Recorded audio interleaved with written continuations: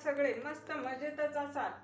मी रुपाली चटपटीत स्वादिष्ट रेसिपीज मध्ये आपले अगदी मनापासून स्वागत करते। तर आज मी तुम्हाला एकदम झणझणीत असे पिठल्याची रेसिपी तयार करून दाखवणार आहे। याला झुणकाही म्हणतात आणि हा झुणका कांद्याच्या पातीपासून तयार करून घेणार आहे। याचे बरेच वेगवेगळे प्रकार आहेत बेसन बनवण्याचेही। चला तर आपण पटकन रेसिपीला सुरुवात करूया।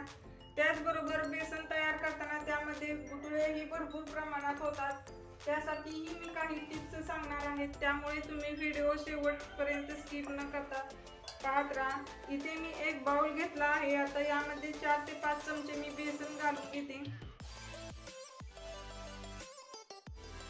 आता आपल्याला याचे बॅटर तयार करून घ्यायचं आहे, म्हणजे बेसन मध्ये अशा गुठळ्या होणार नाही। तर मी पाणी घालून घेते, छान मिक्स करून घेऊया। आपल्या महाराष्ट्रामध्ये सर्वांच्या ओळखीचा आणि सर्वांच्या पसंतीचा पदार्थ म्हणजे बेसन। याला पिठले, झुणका असेही म्हणतात। तर यामध्ये मी आणखीन पाणी घालून घेते। पण अजिबात गुठळ्या तयार झाले नाहीत पिठामध्ये।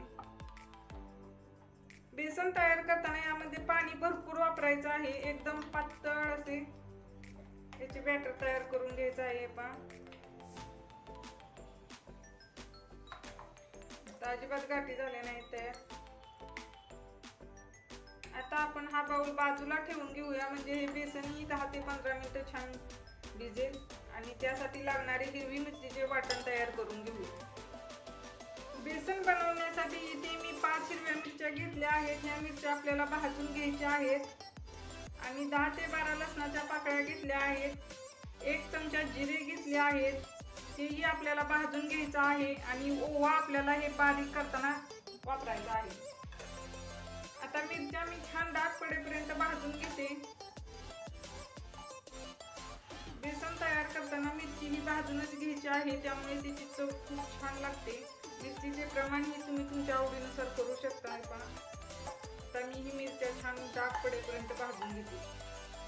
इथे मिरचीला डाग पडू लागले आहेत। आता मी गॅस बंद करून घेते आणि हे आपल्याला ओव्यासहित मिक्सरला छान बारीक फिरवून घ्यायचं आहे। तुम्ही हे खलबत्त्यामध्येही बारीक करू शकता। खलबत्त्यामध्ये बारीक केल्यामुळे याची चव आणखीन वाढेल। आता मी हे छान बारीक करून घेते। इथे मी मिरचीचा ठेचा तयार करून घेतला आहे। आता आपण बेसन तयार करायला घेऊया। त्यासाठी इथे मी कढईमध्ये 2 ते 3 चमचे तेल गरम करून घेतले आहे। इथे मी कांद्याची पात असते ना, त्याचा पुढचा कांदा असा कट करून घेतला आहे। तेल छान गरम झाले असेल। आता आपण यामध्ये हा कांदा घालून घेऊया। आपल्याला कांदा छान लाल रंग होईपर्यंत परतून घ्यायचा आहे।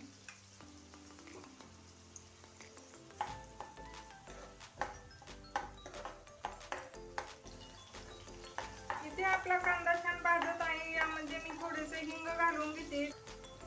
इथे आपल्या कांद्याचा कलर चेंज होऊ लागला आहे। आता आपण यामध्ये हा मिरचीचा ठेचा तयार केला तो घालून घेऊया। आपल्याला ठेचाही 1 मिनिट छान भाजून घ्यायचा आहे तेलामध्ये। इथे आपले सर्व जिन्नस छान भाजले आहेत तेलामध्ये। आता यामध्ये मी 1 छोटा चमचा हळदी पावडर घालून घेते आणि छान मिक्स करून घेऊया। आता आपल्याला यामध्ये ही पात घालायची आहे। भरपूर अशी पात घेतली आहे मी आणि ही पात ही आपल्याला तेलामध्ये छान भाजून घ्यायची आहे। हे पहा, इथे मी पात छान तेलामध्ये परतून घेतली आहे। आता आपल्याला यामध्ये थोडी मीठ घालायचे आहे। मी पातीपुरतेच मीठ घालून घेते।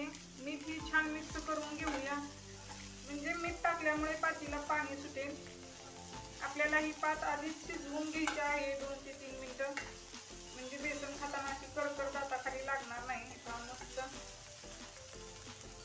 आता यामध्ये मी थोडे पाणी घालून घेते 2 चमचे आणि छान मिक्स करून घेऊया ही पात आपण।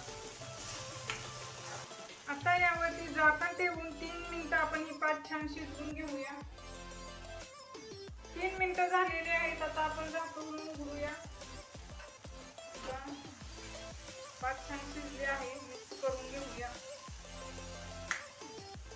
आता आपल्याला यामध्ये पाणी घालून घ्यायचं आहे।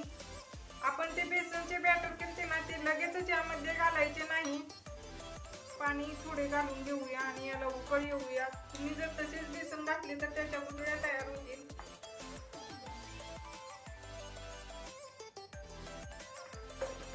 आणि याला उकळ आणून घेऊया.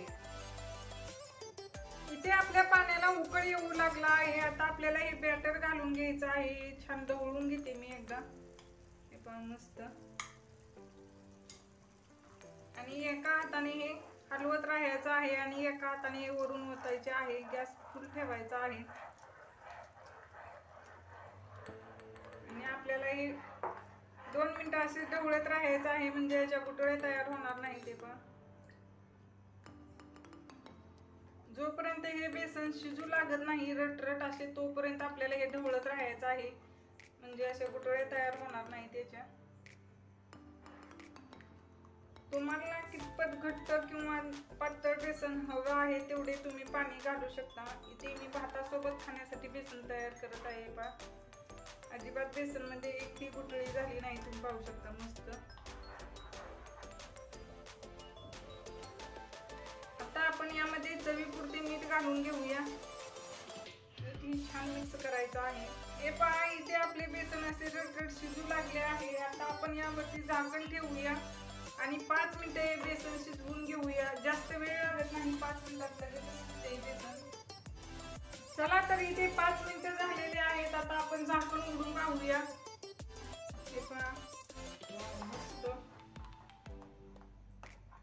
अजिबात एकही गाठ झाली नाही. हे पहा,